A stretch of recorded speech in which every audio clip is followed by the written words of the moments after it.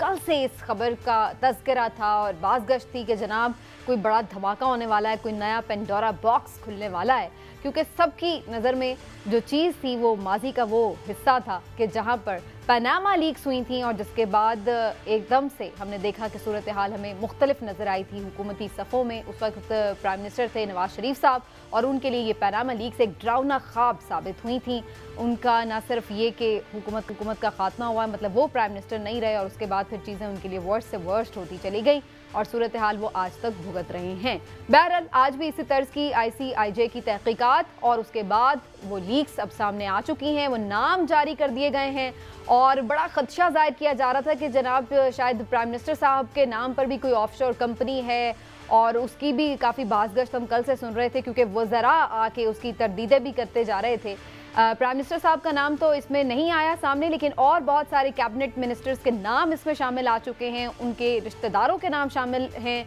तो अब देखना ये कि एक बड़ा सवालिया निशान प्राइम मिनिस्टर साहब के लिए कि वो इन सब शख्सियात के हवाले से आखिर क्या फ़ैसला करेंगे, क्या ये तहकीकात हो पाएंगी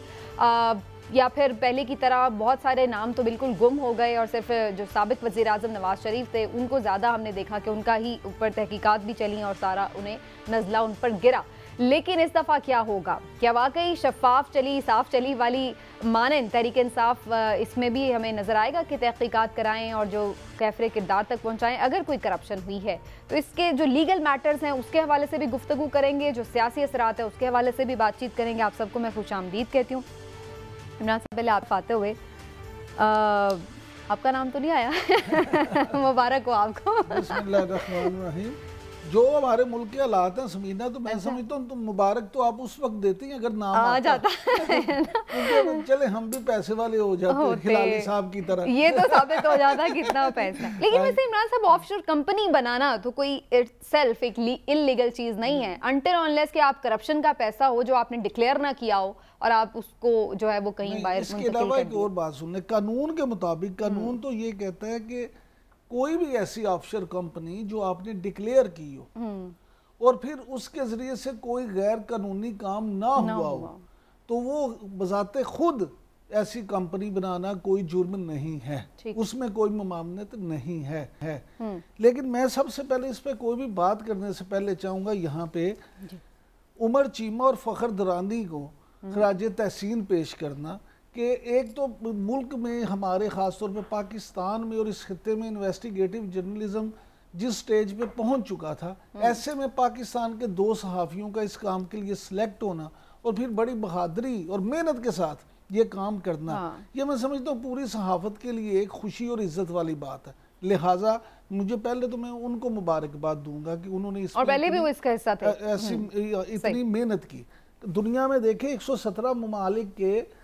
600 के करीब साफी थे, तो चले पाकिस्तानी भी 2 उनमें शामिल थे। अब आ जाते हैं कि जो 700 से ज्यादा पाकिस्तानी उस लिस्ट में आए वो आप देखें कि वो तफ्तीश में तो उतने नहीं थे लेकिन लिस्ट में खासे नाम आ गए। अब मामला ये है कि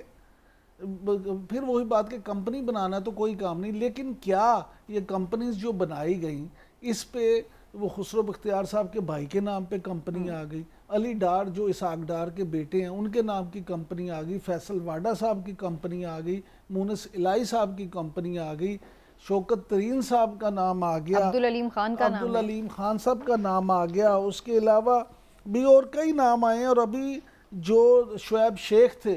बोल वाले वो आगे, तारिक फवाद मलिक का नाम बड़ा, शर्जील मेमन साहब उनका नाम आ गया। और फिर सबसे बढ़ के ये कि अभी जो 2-4 दिन पहले मुस्ताफी हुए वकार मसूद साहब CM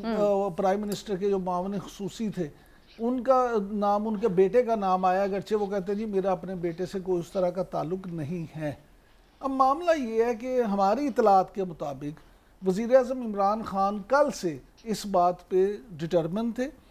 और हमारे जो वाकफ़ा निहाल हैं हिलाली साहब जो प्राइम मिनिस्टर हाउस में हमारे वाकफ़ा निहाल हैं, उनके मुताबिक वज़ीर आज़म इमरान खान ने ये फ़ैसला किया है कि वो उनका जितना भी करीबी कोई क्यों ना हो, लेकिन अगर इस बात में साबित हो गया कि वो वाकई इसमें इन्वॉल्व है और उसकी ऑफशोर कंपनी के ज़रिए से 2 नंबर काम हुआ है या उसको मनी लॉन्ड्रिंग के लिए इस्तेमाल किया गया है या काले धन को सफेद करने के लिए इस्तेमाल किया गया है तो वो उसके खिलाफ सख्त कार्रवाई करेंगे। ठीक है, अभी वजीर आजम का ये वैसे कल उन्होंने एक इजलास भी बुला लिया जिसमें पार्टी पॉलिसी भी देंगे और उन्होंने लीगल एडवाइजर भी सब बुला लिए। मैं इस पे डिटेल में अलग से भी बात करूंगी इमरान साहब, लेकिन मैं एक इनिशियल कमेंट हिलाली साहब से जरूर लेना चाहूंगी। हिलाली साहब, पहले भी हमने देखा था ये कंपनीज सामने आई थी, नाम सामने आए थे, बहुत सारों के खिलाफ तहकीकात भी हुई, ज़्यादा ज़ाहिर लाइमलाइट में साबिक प्राइम मिनिस्टर रहे। लेकिन आज फैसल वावडा का नाम आया है, शौकत तरीन साहब का नाम आया है, तो आप समझते हैं कि इनको आके खुद से कोई जस्टिफिकेशन देनी चाहिए कि भाई ये है, इससे कोई इलीगल काम हुआ या नहीं, ये जस्टिफाइड है, इनके ऊपर भी तो जिम्मेदारी बनती है ना? 100% इनके ऊपर तो ज्यादा जिम्मेवारी बनती है। और शौकत तरीन तो आके कह दिया है, इसी हमारे ये हमारे GNN पे आके उसने कह दिया है, कहने लगा कि मैं पैसे इकट्ठे कर रहा था सिल्क बैंक की इन्वेस्टमेंट करने के लिए 2000 पता नहीं 13-14 जो भी था, वो बिन लादन जो था वो एक कंपनी है सऊदी अरेबिया में, उन्होंने एग्री किया था, उन्होंने पैसे मुझे देने थे, फिर एक बम फट गई कराची में तो उन्होंने फिर पैसे नहीं दिए, तो ना वो कंपनी ठीक तरीके से खुला ना कुछ हुआ, तो ये उसका एक्सप्लेनेशन है। Good enough.